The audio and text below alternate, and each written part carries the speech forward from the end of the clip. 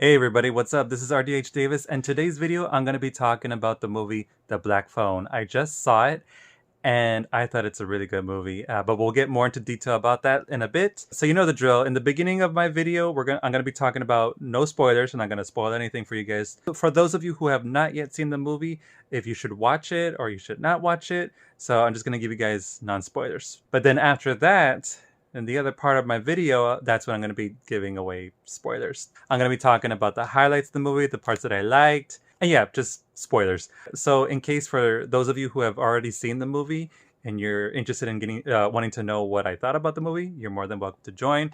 If you want to get spoilers and you have not yet seen the movie, you're welcome to join as well. But if you do not want to hear spoilers, I should just I'll give you guys a warning. I always give people a warning to let you know that this is going to be the spoiler part, so that way you could just leave. And then you could come back after you watch the movie. You could come back to this video and watch what I had to say about the movie. So here we go. I got my notebook ready, so let's go ahead and talk. The no spoilers part. So number one, is The Black Phone a good movie? I think it's definitely a good movie. It's definitely one of the best horror films I've seen this year for 2022. Why is it a good movie? One thing I liked, well, a few things that I liked, was the acting. The acting from the young children, the main character and his sister, Gwen and Finn, those two were fantastic. I thought these two young actors did a terrific job, and especially Ethan Hawke. Oh my God, Ethan Hawke is the villain in this movie, and he is so terrifying. I swear, there were so many moments that I thought, I think he could play a good Joker. I know a lot of people wanted William Dafoe to play the Joker. I definitely could see that, but now I could see that Ethan Hawke could play a really good Joker, and I don't know what DC's waiting for, but he's right there. Get him. I think he could play a terrific Joker. His laugh, his voice, I could already picture him in the Joker makeup. Right there, they're missing an opportunity with Ethan Hawke. He could play that role because he does an incredible job playing this psychopath in this movie. And I remember he came out in the show, what is it called? Moon Knight. That came out on Disney Plus, and he played the villain in that show as well. And I thought he did a terrific job in that one. I think Ethan Hawke shows in this movie that he's such a talented actor that he can play many different roles. I think this movie is going to help push his career even further because I really loved his performance in this one. He makes you hate him, makes you feel so disturbed and creeped out by him. You just want him to die. But he does a terrific job. So good job to Ethan Hawke for such a terrific role. But also to the young kids, the young actors who played Gwen and Finn. Terrific actors, but we'll get more into detail about that. The acting was terrific in this movie. And I did not know that this movie is based on the book, The Black Phone. I didn't even know there was a book of The Black Phone. It takes place in 1978. What is it about? It's about this psychopath, this kidnapper, Ethan Hawke, who's kidnapping children. And I thought, it had a very powerful intro that it makes you feel, scared for these children, that psychopath is out there kidnapping children and just doing God knows what to them, horrible things to them, unimaginable things. And you're wondering, how is this main character going to make it out of this one? And it's very interesting to see how that happens. I thought the story in this movie was just so fascinating, so interesting that I was just so drawn to see what's going to happen next and how are they going to get themselves out of this mess.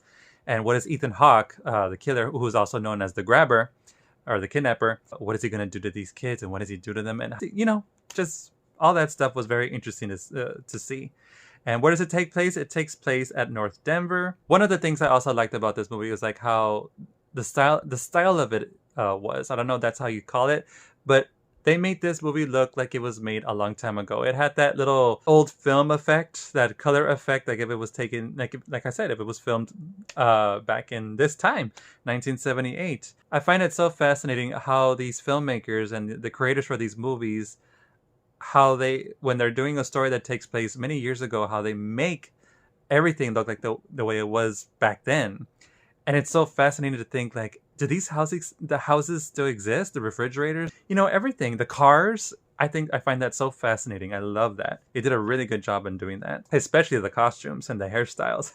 I wrote it right here that this movie reminded me of Sinister because of the soundtrack. The soundtrack. Oh, that's another thing I forgot to mention. Not only was the acting good, but the soundtrack in this movie was so good. I think my favorite soundtrack in this movie was the intro.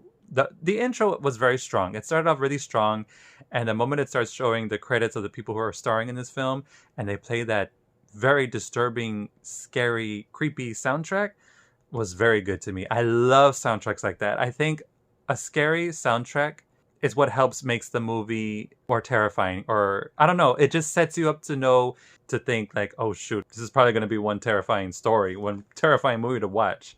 So I think hats off to the composer who did the soundtrack for this movie, because I really loved the soundtrack. It was very terrifying, very good, very fitting for this movie. Also, another thing I forgot to mention, that this movie also reminded me of that, what is it called, the movie with the little girl that she got killed, but her ghost was left behind, and she was trying to help.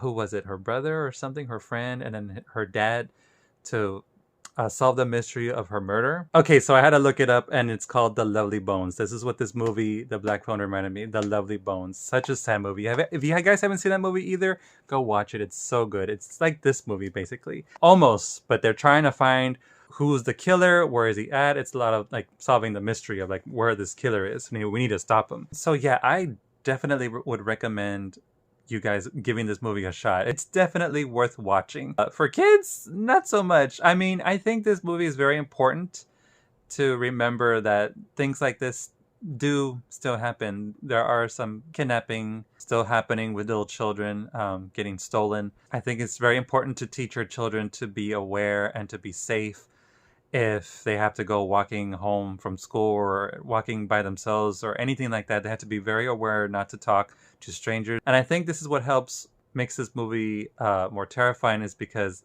things like this happen. And seeing something like this happen, it grosses you out. It's very disturbing, and it's horrifying for the children, and not just children. I think for anybody who get themselves in this situation, it's very horrible. And I think it's also very important to teach your children how to defend themselves if worst case scenario. Because that's what I liked about this movie, that it does teach us a lesson of like what to do when you're in this situation, how you're going to defend yourself, and just, survive, because you have to fight to survive. And that's pretty much it. I strongly would recommend that you don't share this with your children, because if you want to teach them a lesson and like, oh, look, kids, I know I could already picture some parents like, mira, like, look, that's what's going to happen if you don't listen to me, if you talk to strangers, that's what's going to happen. Like, don't traumatize them. I mean, you yourself, I mean, I'm not a parent or anything, but it's like you yourself can have a sit down with your child and have a talk with them and let them know the dangers of, going out by yourself or talking to strangers. They could get taken away from us and you'll never see us again. You might not ever see us again. It's very important for them to know about that. I did feel sad for the children who got kidnapped in this movie, because it just broke my heart. There were some scenes in this movie that broke my heart, and it just scared me. It had me scared for the children, and I don't know, I think that was very effective. I guess that's why I like this movie so much, because I was just so into it, hoping for the best, that this child makes it out alive. And yeah, I think it's a good movie to watch. But yeah, and I think that's it. That's all I have for non-spoilers. So now we're going to get to the spoiler part. So if you have not yet seen this movie, and hearing about what I thought about this movie, the non-spoiler part, made you think I should go give it a shot, go right now. Go, if you have the chance, go right now and watch it in theaters. I think it's a lot better in theaters. It's also on demand. Wherever you get a chance to watch it, just watch it and turn off the lights and enjoy yourselves. I hope you guys enjoy it as much as I did. If you've already watched it, or if you don't mind hearing the spoiler part, even though you haven't watched it yet, go for it. I mean, you're welcome to stay and hear what I have to say, what I thought about the movie, and I'm going to be talking about the highlights. So, fair warning, here we go. 1, 2, 3. Get out, get out. If you don't want to hear spoilers, now's your chance. Go, go, go. So here we go. So, spoilers. The highlights of this movie. Oh my God, there are quite a few. Not that much, but it's quite a few. The one thing I will give him credit for was the fight in the very beginning of this movie. When the kids were, Finn and his sister Gwen were walking to school from their house, and they saw the two kids fighting outside the school, or outside in the streets. That fight scene was very convincing. I mean, the kid knew how to defend himself. I forgot, it's Finn's friend. The way when he was punching the bully, like, down when he was on the ground, he was just punching him in the face over and over again. Oh my God, that part was so it looked realistic, and I think that was very good. I think they did a really good job making me think that it looked real. And hearing the punching sounds is just, oh.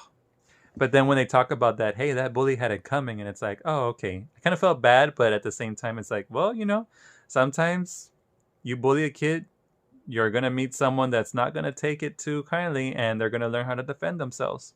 And I like that kid, by the way. I like Finn's friend that teaches him a lesson. I think that was a very important lesson for him to learn, that someday you're going to have to learn how to defend yourself, because it's very important. Sometimes these people are going to keep picking on you, and until you stand up for yourself, that's when they're going to have, you're just going to have to do it. And just be very careful. Just be very careful. And then one thing that I wrote down right here that I thought it was really cute, when Finn was watching the horror movie, when his dad was knocked out and he was asleep, drunk, passed out, and Finn just was eating ice cream and he's watching that horror movie. Then when he sees the tub full of blood, and he's all like, and he looks at his dad like, is he awake? And then he keeps watching. I'm like, that reminded me so much of myself when I used to watch horror movies when I was little. I would get so horrified. I'm sure we all can relate to that. Was that your favorite part? Please let me know, because that was a lot of us when we were young. Every time we saw something horrific in a horror movie, we were just like, it was so adorable and convincing. It just reminded me of myself, and I'm pretty sure it did the same thing for you guys. I hope it did. Please let me know. And if you did, which horror movie?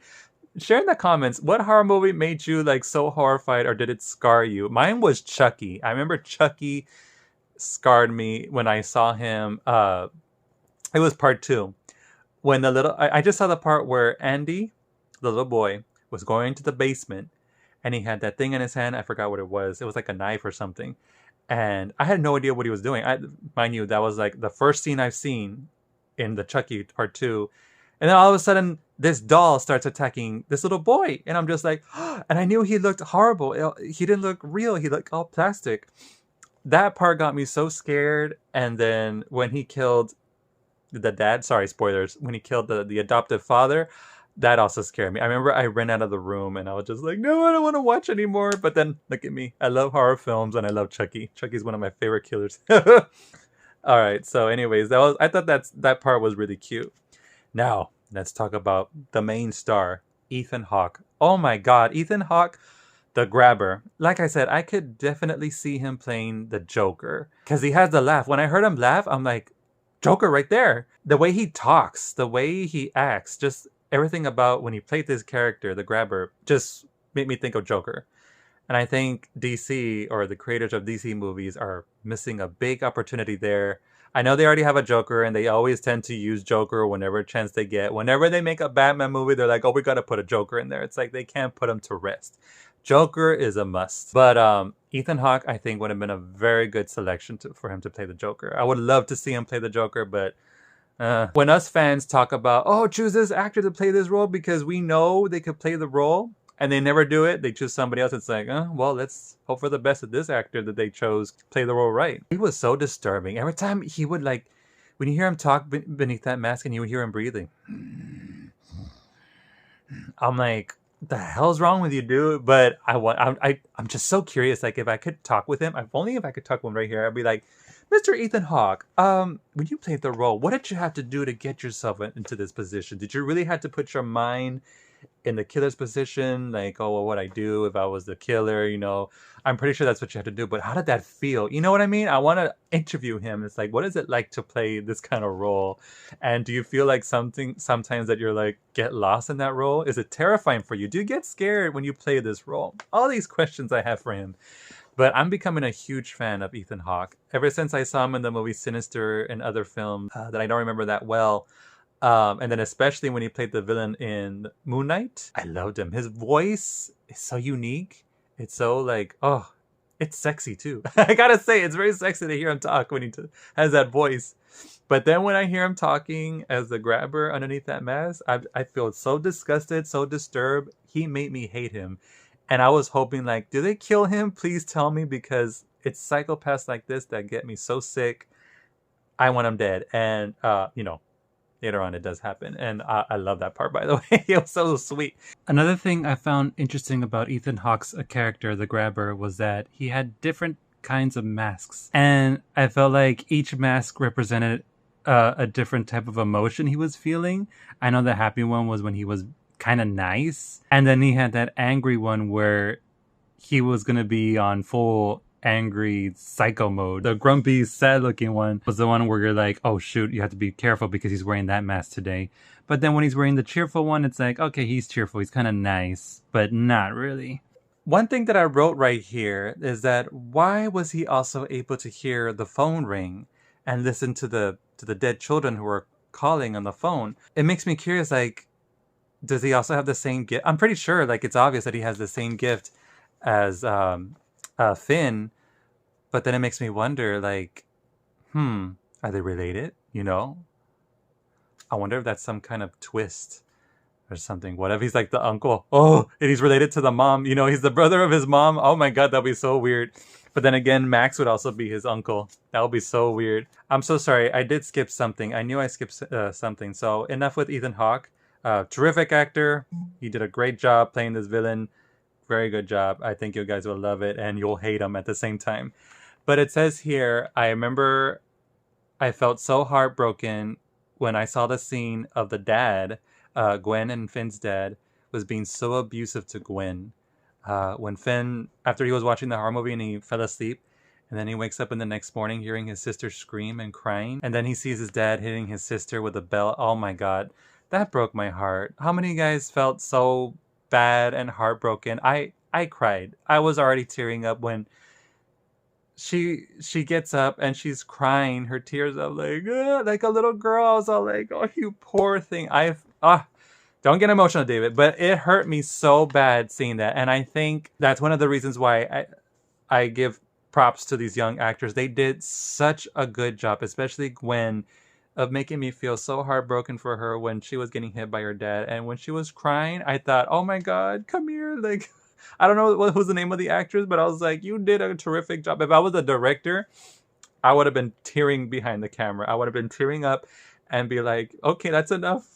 You did a good job. Oh my god, I'm so sorry that you go through that, but you did it, girl. Like, that was such a good job. She did a very good job convincing me that that was so real. It looked so real. It sounded real, and it was so, oh my god, just so horrible. I hated that. I hate parents who abuse their children like that. It's just, it gets me so upset, and that got me so emotional when I saw that. Also, after the scene where Gwen got beaten up by her father and told her to repeat the words where her dreams aren't real, her dreams aren't real, and she went to go sit in the other room and watch some TV, when her brother Finn sits down next to her and she's just in pain, I felt that also got me so heartbroken. Just seeing her face and her expression was so sad to see. And then when she rests her head on her brother's shoulder, and then you just see them watching TV together, it's like, those poor things, those poor souls. I thought that scene was also just so heartbreaking to watch,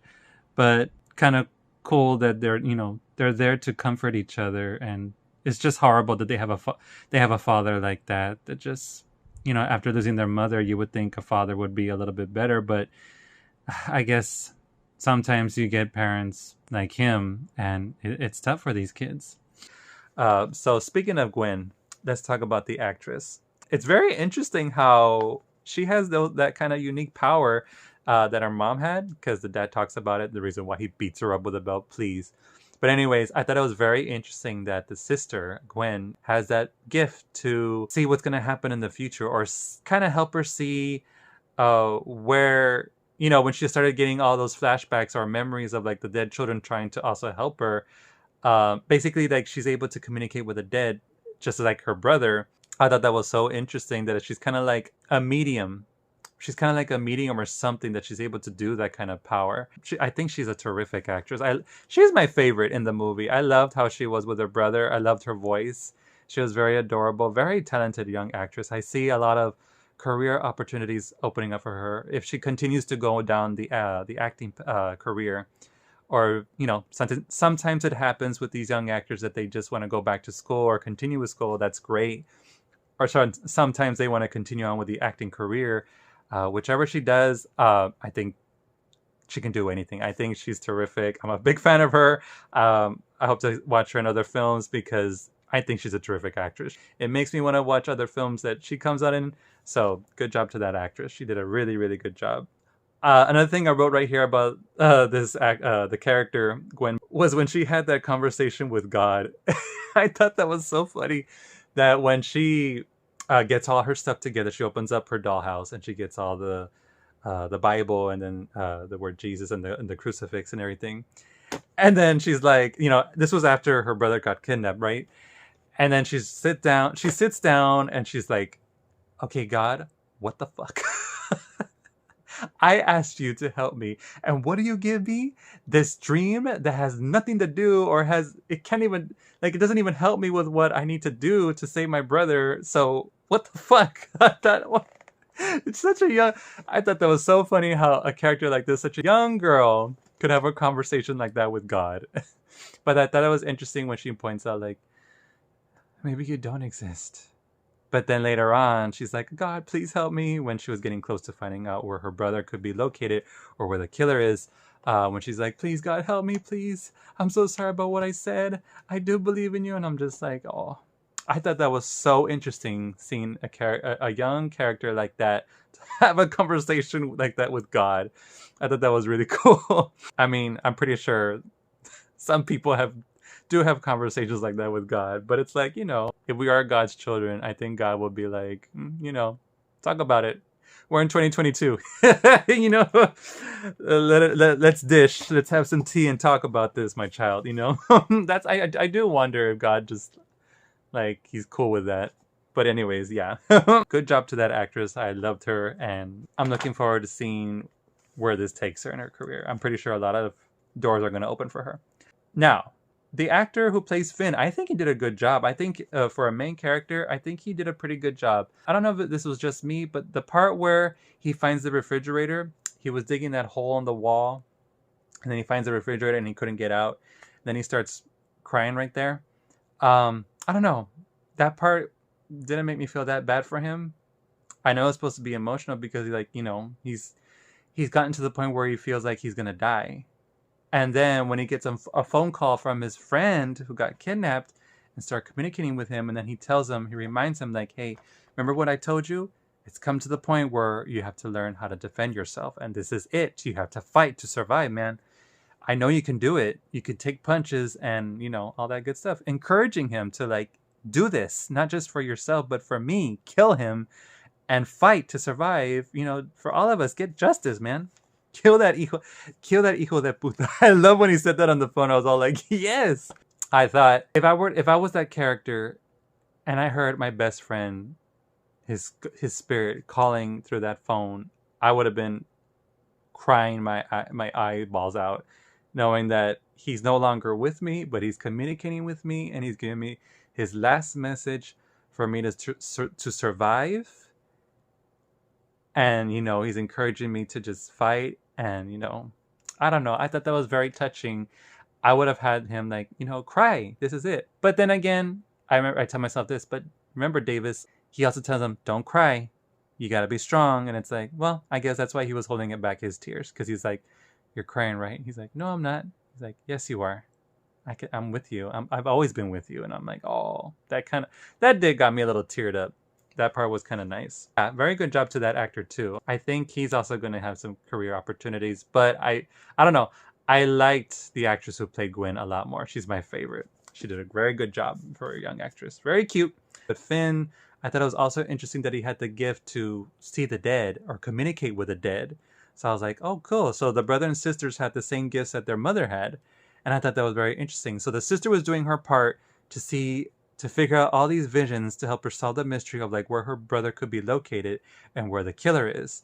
Meanwhile, with Finn, he was able to communicate with the dead and see what they did while they were there and, figure out his own plan of how to escape there. And I thought that was very, very, very interesting and so sad for those kids, who died from that psychopath, that they were doing everything they could to save him and to help him out to escape so he won't end up the same as they did. Oh, it was just so horrible, especially when he saw that poor little boy hanging upside down, floating in the air. That was kind of creepy. When he was floating in the air and you see that he was all covered in blood and everything. It was so sad when I saw those kids, the way they were killed. Some of them had their cuts on their throat, on their face, all the blood covered all over them. It was just so horrible. I felt so bad for them. I can't imagine how their deaths must have been, but poor things, to die so young and not given a chance to live longer, or to, you know, have a life. Who knows what could have happened in their future. It's just sad to think about it. I think that's what's also very effective about this movie, that some things like that can happen. Now let's talk about the part where Finn almost escaped. When he figured out the combination and he just like bursted out through the door, and Ethan Hawke's character just wakes up and realizes, oh shit, he's gone. I gotta go get him. Oh my God. I swear to God, I kept yelling at the TV, get in the house, go to the neighbors, go knock on the door, yell. And he yelled, right? I found it so annoying that the neighbors did not bother to like look out the door or open the door like, did you hear that, honey? I think that's one of the kids that got kidnapped. Oh, George, just come back to bed. Let the cops handle that. You're right. You know, it's like, why didn't they come out? They just turn on the lights and then they just turn it back off. They're like, must have been the cat. Must have been the wind. You know, like, oh, please. That got me so annoyed that he almost escaped. But I know it would have been too soon, right? Like, imagine if he did escape. The end. They call the cops and everything, and he manages to escape because he knows he's in trouble. Ethan Hawke's character, the grabber. Ooh, for a sequel, imagine. That would have been a good one. But anyways, psychopaths are unpredictable. I was like, why didn't he just kill him right there and then when he was holding the knife? Like, he told him, if you scream, I'll slit your throat like a pig. And then I'm going to, like, strangle you with your own intestines. I was like, oh my God. Talking like that to a little boy? Jeez. But I don't know. He was just so weird. And then when he would wait for him upstairs, like, he would leave the door open on purpose. So that way he can, you know, wait for the opportunity. Once he comes out through the door, he was going to like beat him to death with a belt. And he was so nasty, just there sitting down shirtless, waiting for him to come through that door. Oh, I thought he was naked at first. I was like, oh, gross. But no, he was just shirtless with his brown pants, just waiting for him to come out of that door, waiting for Finn. Oh, that poor boy. But it was so cool that the ghosts were calling him and telling him, like, don't go upstairs because this is what he's going to do. And you know, you don't want to end up like the way I did. So anyways, another thing that I wrote down here was that Ethan Hawke's brother, Max, also, this is another Easter egg from the It. The actor who played Max, Ethan Hawke, the grabber's brother, well, he comes out in It 2. He plays the adult version of one of the kids from It 1, the remake. And I was like, oh, look, it's that guy. I remember he was also funny, him and the other guy who comes out in Stranger Things. But I wrote right here, it's funny how Max never checked the whole house when he was there. It's like, seriously, you've been doing this investigation and you didn't bother. I mean, you would think don't you think he would have been curious to check to see what was in the basement? I mean, if they would have shown a scene where the grabber tells his brother, don't check that basement. That's off limits, or, you know, something like that, that would have been more convincing or something. Maybe he did. Maybe they didn't add them in the movie, but I thought it would have been more convincing to see something like that that shows a reason why he never checked the basement. Because he was all investigating and everything, but then I don't know, maybe it was the drugs, because I remember they showed that he was doing drugs on the table. When the cops came by and asked him some questions, I think they saw that the drugs were there, that he was just, maybe he's not all there. I don't know. I don't know if it was the drugs that stopped him from looking more around the house, but to think that this whole time, his brother, the grabber, was hiding the children in the basement. He didn't even bother to check the basement. Or you would think if his brother was really living there with him, you don't think that he was going to come down to the kitchen and grab something to eat and be like, look, finds his brother sitting down in the chair and be like, what are you doing without your shirt on? What's with the belt? Why are you wearing that mask? Why are you shirtless? What are you waiting for? You know what I mean? Like, I'd imagine he's like, just bored. Oh, okay. Good night. It's so weird that he never found him doing stuff, suspicious stuff like that. You know, I don't know. That part kind of bothered me. And then right here, I wrote right here, I loved the amazing teamwork, kind of the amazing teamwork that Finn and his sister Gwen were doing. Like, you know, like I said, she was doing her own thing, trying to figure out the visions, and then he was doing his thing, talking to the dead. I thought that was so fascinating. And then at the end, when their dad comes and is like, oh, he only hugs his son, and he's like, please forgive me. And I'm like, you could hug your daughter too. I mean, if it weren't for her, the cops would have not figured out where the killer was. But no, I don't know. I don't think they need to forgive their dad. I don't know. He's just not all there. But who knows? Who knows? It's their thing. That's pretty much it. That's all the highlights that I could wrote for that movie. But yeah, such a good movie. What were your thoughts? I want to know you guys' thoughts. What were your favorite parts in this movie? Good story, and I'm very curious to see about the book. I want to see if the book has more details. I'm pretty sure it does. Most of the time, when they make a film adaptation based on a book or a video game, the book, the original source has a lot more detail than the movie does. Of course, because they have to narrow it down. They have to cut off some parts, but I think for a movie like that, it was very good. I really liked it. I really enjoyed it, and I'm curious to see about the book. I'm gonna go check out the book. But yeah, those are my thoughts about the movie The Black Phone. I loved it. Definitely gonna buy it on Blu-ray when it comes out, and yeah, I'm pretty sure it's still playing on theaters, and if you get a chance, go watch it on demand because it's also available to watch on demand. Please share your thoughts, guys. I would like to read them, and I want to thank you guys so very much for watching this video. I hope you guys enjoyed it, and I'll see you guys in the next video. Who knows what it's going to be about?